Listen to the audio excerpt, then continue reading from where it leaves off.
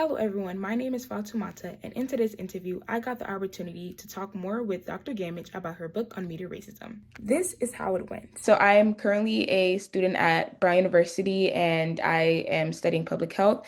And I'm really interested in like marketing and also just like the business field. So, like, kind of like the intersection between like healthcare and like administration work. And I have done like a lot of work just like within like the marketing sphere of things. So at Brown, I am like a part of the African Student Association, and I'm also part of the Harambe House, which is the all Black housing here at Brown University.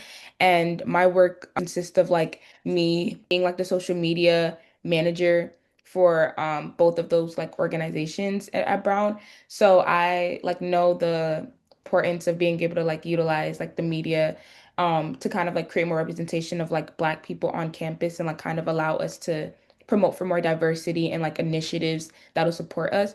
So like reading your book, I had a couple questions, even just like in connection to just my work at Brown as like a social media manager for those two clubs and just seeing your perspective on that. But I also wanted to just get to know more about you before we even start the interview, just like more about your background and how that's kind of contributed to like the book that you created. A current full professor in Africana Studies here at CSUN. I'm also the inaugural director for the Ethnic Studies Center for Race here as well. And I am originally from New Orleans, Louisiana. I went to Howard, where I was first kind of introduced to the research process and studying media. I was a part of the McNair program, and my project was on the power of the media. And doing that work, I really enjoyed the opportunity to interrogate the power of media and its impact on the socialization process of the youth, on teens, on and really on how the media can be used to socialize the public general thinking and perceptions about particular groups of people, positively or negatively. So I decided to go on to graduate school and earn my PhD in Africana Studies and study it more in-depthly. I grew up in New Orleans, and all around me were images of Black culture, the richness, the uniqueness, and the diversity of Black New Orleans culture. And when I got to Howard, I saw how beautifully diverse and um, very unique, different groups. I mean, like there, I met some of my best friends were from all over the US. They were from different countries. They were from the Caribbean. All of this just freshman year forming those Mhm. over 20-year relationships now. And they're still my best friends to this day, but it really exposed me to how diverse African people are in the world in general, and media has failed to do that. Mhm. Instead, we have been represented very one-dimensionally. And so when I began to study it, I was only studying the images themselves. Mhm. As I moved through graduate school and my graduate education to my doctorate, I began to study the infrastructure of media and how it's designed. And so that led to this newest book, Media Racism, the Impact of Media Injustice on Black Women's Lives. And what I argue in the book is that media is in fact designed to socialize the public away from Black culture, accepting of the uniqueness and the beauty and the brilliance and the diversity of Blackness. So it's like the media really is designed as an anti-Black racist tool Mhm. that only further perpetuates the racialized ideas about Black people in this country and in the world through the media. And so I put forward evidence that document how certain types of messages have been perpetuated and promoted through the media first before they actually were reality. For example, the crack mama stereotype of Black women systemically abusing crack cocaine and therefore birthing children with higher rates of cocaine in their systems when at the time of this war on drugs, the launch of that and this whole messaging around the crack mama and these sex crazed crack addicts, right? Uh, We saw that there was a decline in overall drug use in the US. but yet there are these images that were promoting this hyper visualization or visual culture of Black Americans hyperly dependent on drug abuse, and unable to function in society and therefore needing to be policed, having their reproduction policed, having their physical bodies policed. Hence, the war on drugs systemically targeting that particular group, even particular types of laws being created to police Black women's reproductive rights. And so you see that those laws came after these media promotions that did not match the actual health data. And so I talk about that health data in the book that shows the rate in which white women were receiving welfare benefits, for example, the rate in which white women were birthing children with cocaine in their systems.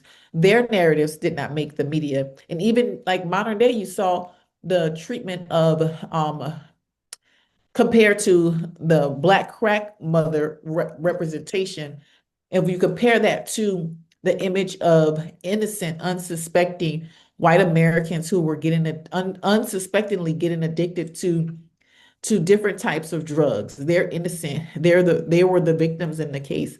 And they were then therefore met with public policies that were supportive of them, Mhm. that penalize the drug distributors or the drug makers, and instead offer support programs for the drug abusers or those who were taking the drugs. Mhm. And so, like, even with the case of fentanyl, right, or other opioids, you saw different public policy that supported them with rehab options, no carceration time, for example. Mhm. But instead, the war on drugs disproportionately target Black and Hispanic Americans as the violent criminals and drug abusers. So I share that long story to say I realized that not when I wrote as an undergraduate student at Howard about the power of the media, I was only scratching the surface when I was looking at the images. Once you begin to interrogate the ownership, right, which is primarily white male owned, Mhm. the what types of messages around Blackness are the most popular and generate the most benefit for these production companies. It's the hyper stereotypes, the racialized tropes, these century old memes and myths about Blackness that make these industries, these companies, the most money. Mhm.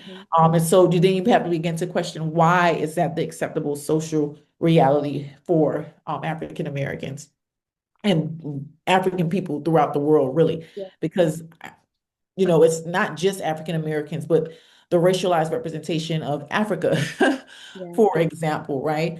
And many others. And so that's what the book tries to do, interrogate the infrastructure of media and how it's a part of the larger institutional racism model Mhm. that ultimately fuels this country political, economic, and social structures.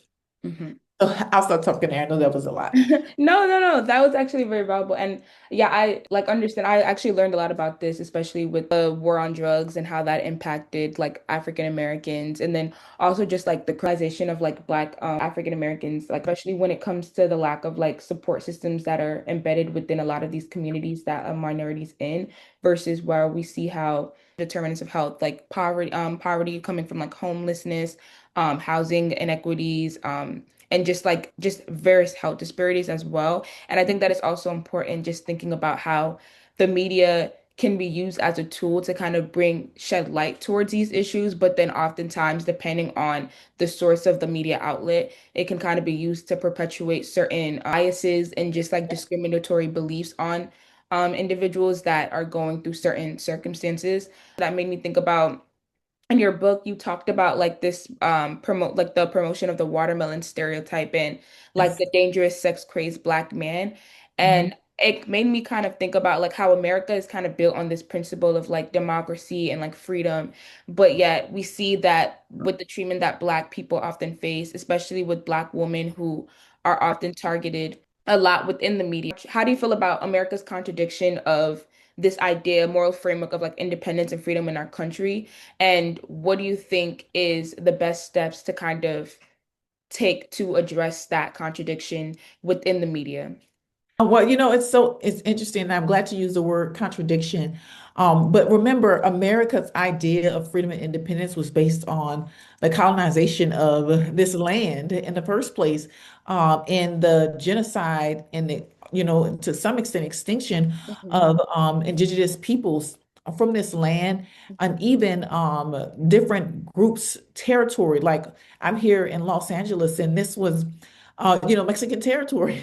yes. And so America seized these lands, right, and forced its occupation into these spaces. So that's why we have land acknowledgments now. That's why we're celebrating today Indigenous Peoples Day, Mhm, because of that very violent colonial or colonizer mentality, mhm, right? And where in which they violently destroyed communities, peoples, the land in order to build what we know as of America. So it's quite a bit of a contradiction to talk there alone about. If we stop there alone, that's a significant contribution. But we would also talk about the systemic exploitation during enslavement of Black bodies, of Black labor, of Black reproduction, mhm, of Black mental health, of Black families, right, on this land through the enslavement process, the very brutal. And then we go on from that to the Jim Crow era, and force indentured servitude at times through sharecropping and mhm, those types of things, but it's quite a contradiction because America's founding is not based in freedom mhm, at all.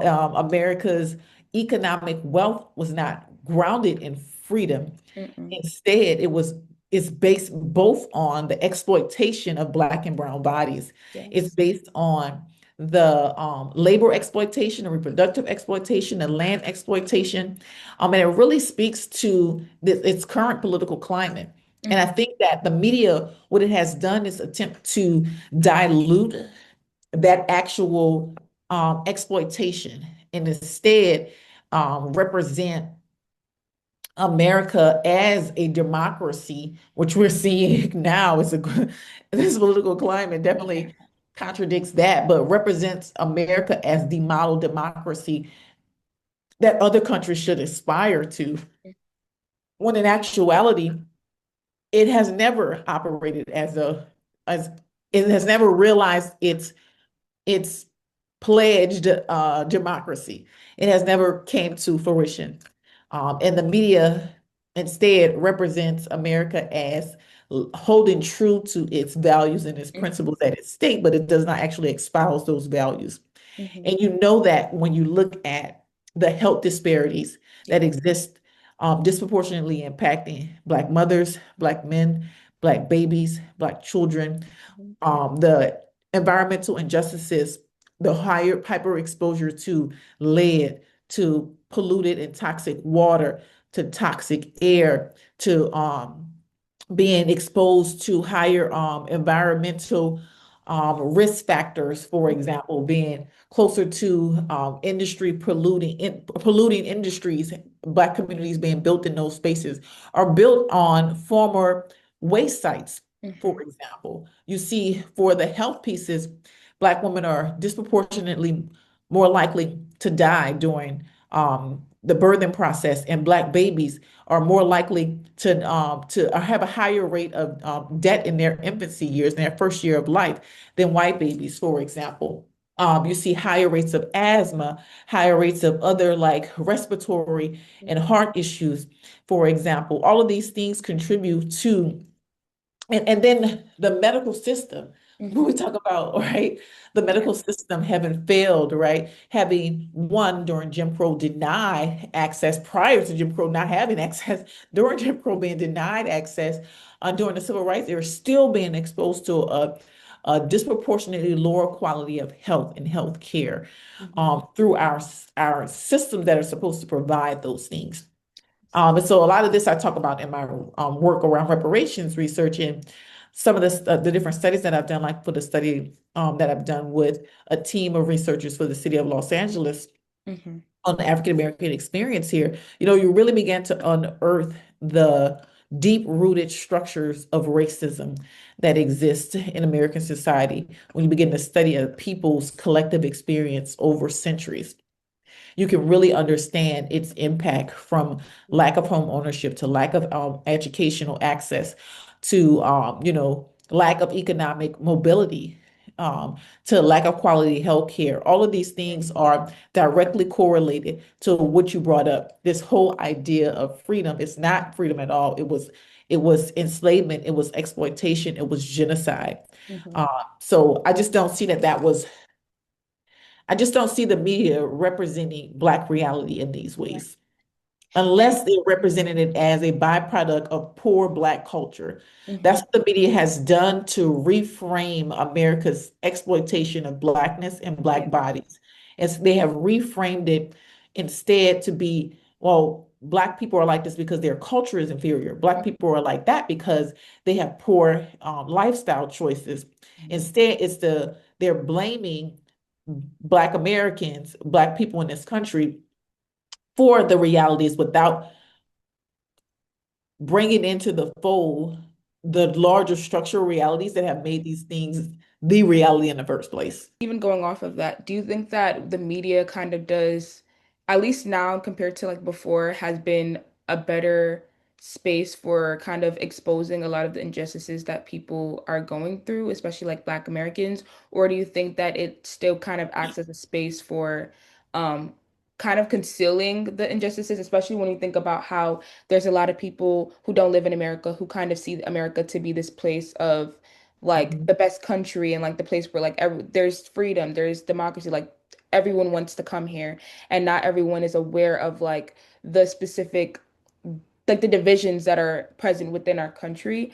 And then we also see that like in the same sentence though that a lot of people do feel as if the media has kind of been a way to kind of learn more about what's been happening when a lot of the discrimination that Black people face. Like, for example, with the George Floyd situation, how a lot of people said that, well, this isn't something new. This is just now being recorded and we're now starting to see it. But this has been the reality for many years. So, what do you think? Do you think that it can be said that the media does kind of both in shedding light towards these injustices, but also depending on where the media is being accessed or who is sharing certain pieces of media, it can also be an opportunity for people to still kind of be in this bubble where they're not aware of the injustices that are currently happening.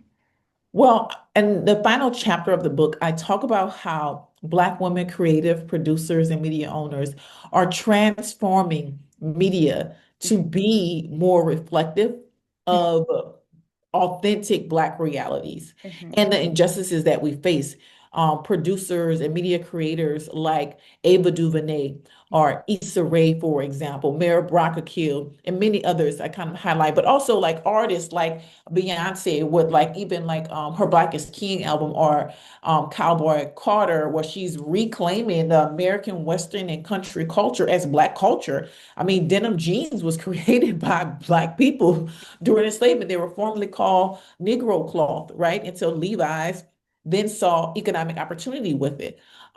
Even the American flag sewn by hand by Black girls, one enslaved, for example. And so like that reclamation of American culture as Black culture, I think you're seeing, but also they're addressing the injustices and shedding accurate light, a more authentic view of the injustices that Black people have faced, Mhm. including like the Central Park Five with Ava DuVernay as an illustration, retelling and what is oftentimes called in our discipline as counter storytelling or counter narratives that challenge the dominant narrative that media has put out. So I would not say that media itself does both, Mhm. because the majority of mass media is anti-Black media, Yes. Mhm. is media racism. Mhm. However, there are media creatives who are attempting to and are doing it well, take up space Mhm. forcibly. Yes. They're taking up space by creating authentic and robust stories Mhm. that mirror and reflect real realities and show Black people to be, fully human and having a multitude of different human experiences. And I think that needs to be applauded and highlighted, but whether that's creatives in terms of music or in terms of television shows or movies, for example, like with the Black Panther series, while it's fictive, what the writers and the creators were able to do was bring in layers and layers and layers of African culture to be able to present a narrative while fictional that was reminiscent of authentic Black and African cultures Mm-hmm. as an illustration. And so you see these creatives forcibly taking up space in areas, and they oftentimes have to secure their own funding. Mm-hmm. Um, and please don't think that they just stepped on the scene saying, I want to do this.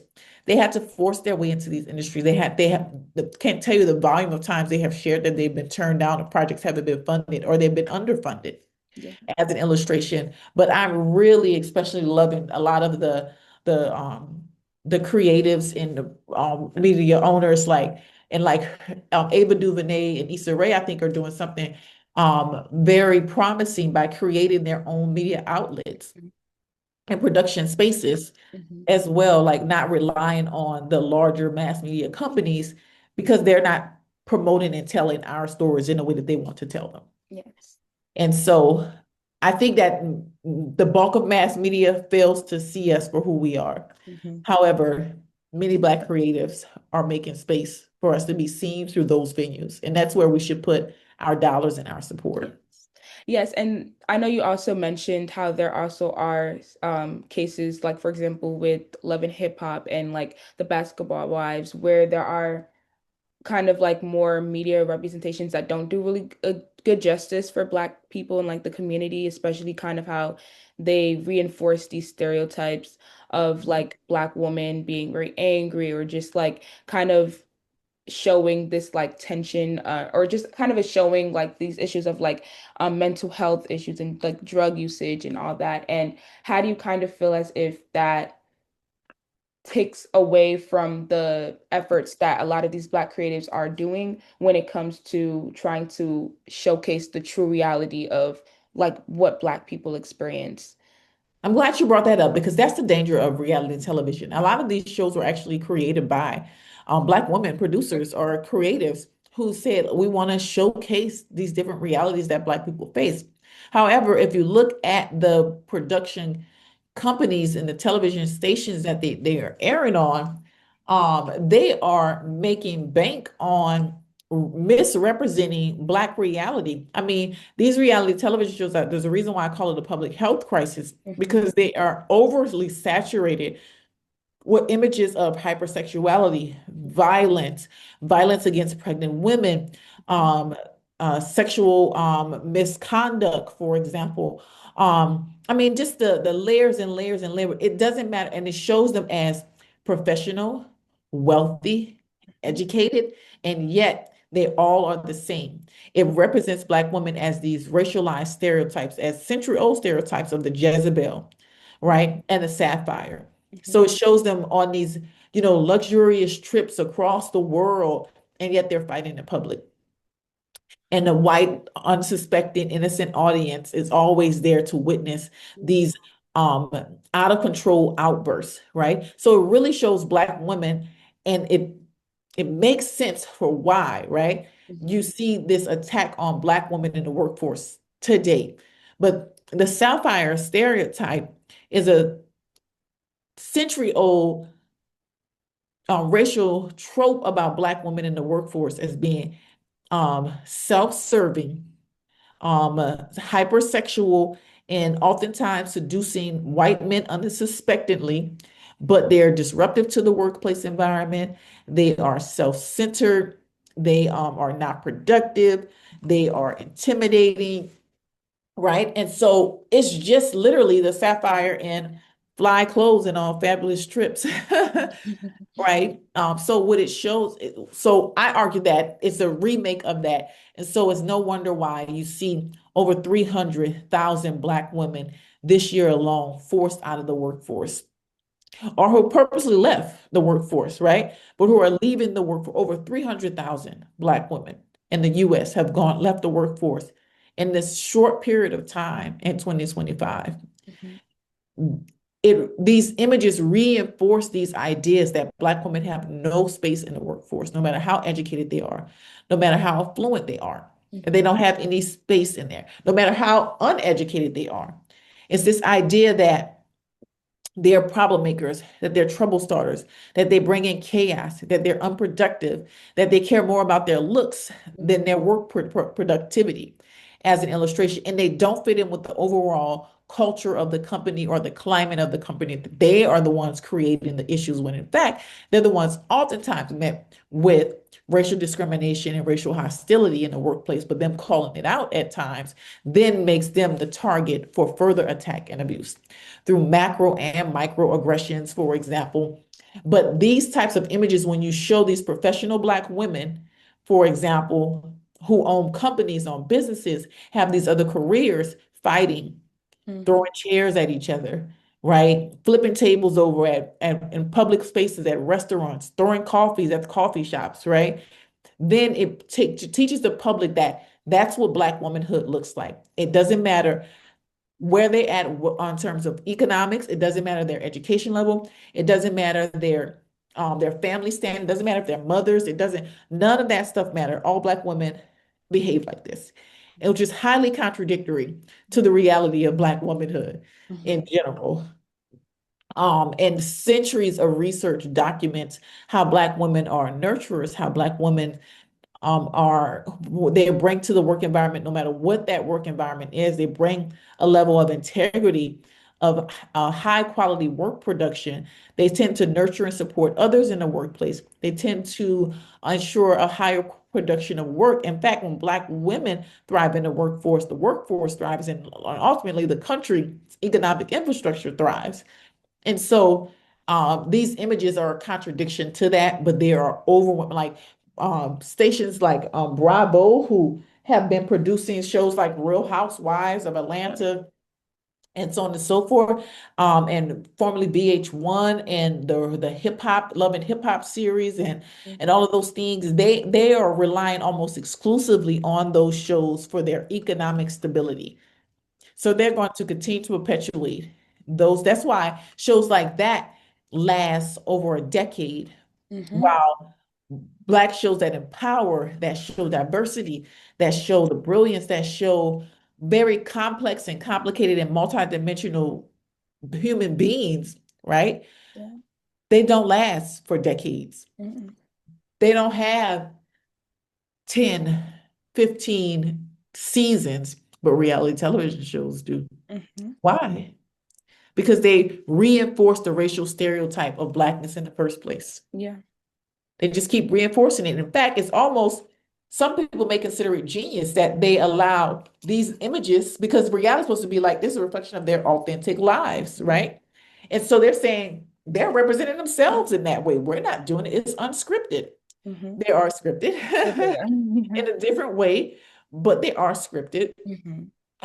However, but reality television carries with it this tone that this is people's genuine, authentic lives, and we're just there with the cameras to capture it all. That also it's like they kind of take advantage of, like, at least viewers take advantage of this as like entertainment, especially with like seeing Black women like kind of experience this struggle. It's kind of like, okay, well, this is kind of like interesting seeing how someone is just kind of showing me all of this for free, and it's Black woman also, especially from like underprivileged backgrounds who kind of see reality TV as like a ticket to like money, compared to like having to go through like other avenues, like maybe like a 9 to 5, where it's kind of like, okay, well, this is something where I can easily get, like fame or something out of exchange for it.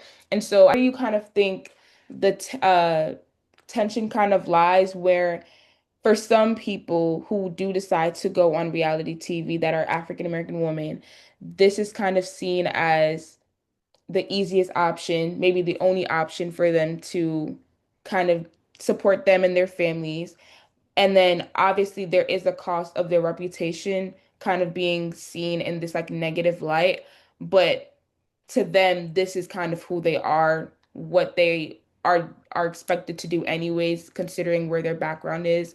And to them, this is kind of their only option. Also, that is a product I can say from like the environment and like the government and how there's a lot of systemic inequities that make it very that kind of limit the options that certain people have when it comes to jobs and like what they can do, you know? Mhm. Well, reality television didn't always exist. And Hmm. the bulk of the individuals on reality television for those shows that were discussed, like Basketball Wives, Married to Medicine, Love and Hip Hop, the bulk of them are already are in their careers. So it's not their only option. This is a fast track option to have the higher exposure, Yes. right? So a fast track option for higher exposure, but they do go in understanding the risk. But some have went in when they were in the earlier stage of development. Some have went in not knowing how bad it was going to be. And so they, in fact, have talked about how these shows misrepresent them and try to force them into these contentious relationships and conversations, Hmm. but and then even some today who are still on them years and years later are sharing how they don't talk to each other outside of the show's taping. They have no relationships with each other outside of the show. And Hmm. so it's not their only option. Yeah. They choose to make it an option, and Hmm. therefore they're choosing to participate in their exploitation. Hmm. Um, and that may be multiple things. It may mean multiple things for them. And some of them may be in situations where they feel like they don't have a choice. Um, I hope that we could create other media outlets that allow them to demonstrate their art or their craft or their business in a way that doesn't require them to dehumanize themselves and other people for profit. Hmm. I hope that there could be other outlets for them. Uh, because the current outlets require them to be dehumanized and dehumanizing. Yeah, And that's highly problematic. for sure. Critiquing the media's representation of Black women and their choice or need to abort. Hmm. And this misrepresentation, I point to this image where this anti-abortion group puts up an image of a young Black girl, beautifully dressed, smiling, and she becomes a face of an aborted child. Hmm. And this is a real child who was not aborted. It's not an AI generated image. And it what it did was it criminalized the child, the mother, and immediately began to frame Black mothers as the face of abortion, Hmm. when that just doesn't match the health data. Hmm. Um, and it does not contextualize rationales behind individuals or families' choices. And so the critique is this misrepresentation of Black women as the face of abortion, Hmm. without ever also bringing in how I mentioned twice in our conversation thus far, the history around the exploitation of Black women and men's reproductive rights in their reproduction, Hmm. whether that was forced breeding during enslavement, Hmm. right? As an illustration, sexual exploitation, sexual assault, and rapes from enslavement to present day of Black women and men and children. I mean, there's just volumes of all of these things that occur, and those things have occurred, and those things are not within the context when we discuss um, abortion advocacy, anti-abortion advocacy, whatever it is. And so um, it's this has nothing to do with a feminist agenda. I don't it has nothing to do with the in alignment with the feminist agenda, and in particular white feminism. Because white feminism has not served the interests of Black women, Hmm. not once. In fact, it has been anti-Black. It's the reason why we even know of Ain't I a Woman, right? As an illustration. But these images misrepresent Black women as hypersexual, Hmm. having poor health and lifestyle choices, and therefore making decisions to abort based on their poor culture and poor lifestyle choices. And that is a misrepresentation of reality. And that is and that is out of context of the historical and systemic injustices that Black women in their reproductive experiences have encountered.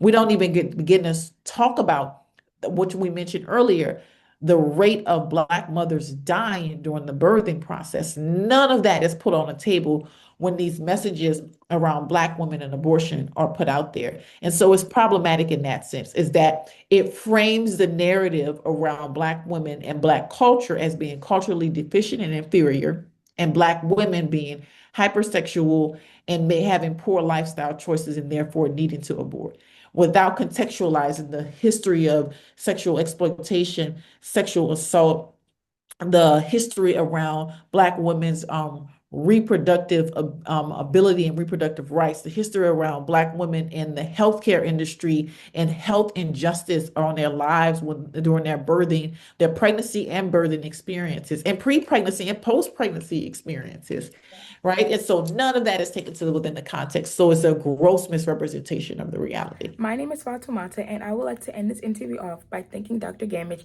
for taking the time to have me interview her. Throughout this book, I was able to learn not only about what media racism is, but also the history of media racism. This book was such an essential read for me, as I was able to understand that media racism needs to be dismantled in order to create more equitable opportunities for African Americans in society. I recommend all viewers watching this to take the time to learn more about media racism by reading Dr. Gammage's book.